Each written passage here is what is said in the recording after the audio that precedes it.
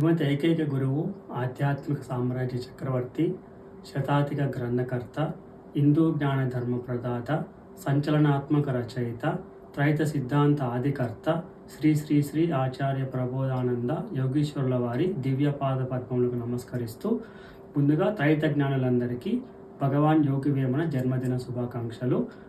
ఈ శరీరం పేరు సోమశేఖర్. మేము జపాన్లో ఉంటాము.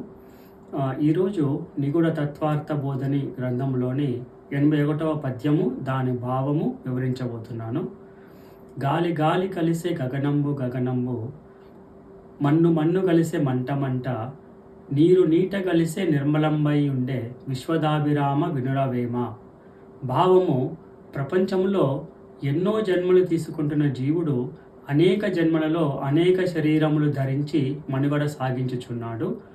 ఎక్కడ ఏ శరీరము ధరించినా అది పంచభూత నిర్మితమైనదై ఉండును. పంచభూతములు అనగా ఆకాశము, గాలి, అగ్ని, నీరు, భూమి. ఈ 5 పంచధాతువులచే తయారైనదే శరీరము. ప్రతి శరీరములోనూ ఈ 5 భాగములు ఉండును. మానవుడు మరణించినప్పుడు ఒక శరీరమును వదిలిన సెకను కాలములోనే మరొక శరీరమును ధరించడం జరుగుచున్నది. అందువలన జీవునికి శరీర మార్పిడి అనేది ఉన్నది, కానీ పంచభూతములతో సంబంధం కూడా ఎల్లప్పుడూ ఉన్నదనియే తెలియచున్నది. ఇలా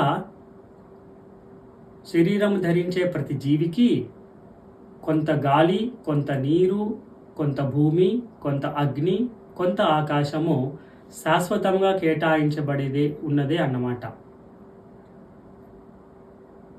అవి జీవులతో సంబంధం లేకుండా పోవునది ఒక్క నాశనంలో మాత్రమే. మరణములో పాత శరీరమును వదిలిపోయినప్పటికీ తరువాత వచ్చు జన్మలో కొత్త శరీరం వచ్చుట వలన పంచభూతములతో సంబంధము తప్పలేదన్నమాట. జీవుడు పూర్తిగా నాశనమయ్యి మరుజన్మ లేకపోయినప్పుడు మాత్రమే అంతవరకు ఉన్న పంచభూతములతో సంబంధము లేకుండా పోవును. అలాగే అంతవరకు తన కొరకే కేటాయించబడిన పంచభూతములైన గాలి, అగ్ని, నీరు, భూమి, ఆకాశములు జీవుని మోక్షముతో లేకుండా పోవుచున్నది. అవి ఎక్కడికి పోవుచున్నవి అనగా, విశాలముగా వ్యాపించి ఉన్న బయటి గాలిలోకి శరీరమంతా వ్యాపించి ఉన్న గాలి కలిసిపోవుచున్నది. అలాగే బయటి అగ్నిలోకి అగ్ని, నీరులోకి నీరు, భూమిలోకి భూమి, ఆకాశంలోకి ఆకాశము కలిసిపోవుచున్నది. జీవుడు మాత్రము పంచభూతములకు అతీతముగా ఉన్న పరమాత్మలోనికే ఐక్యమైపోవచ్చున్నాడు.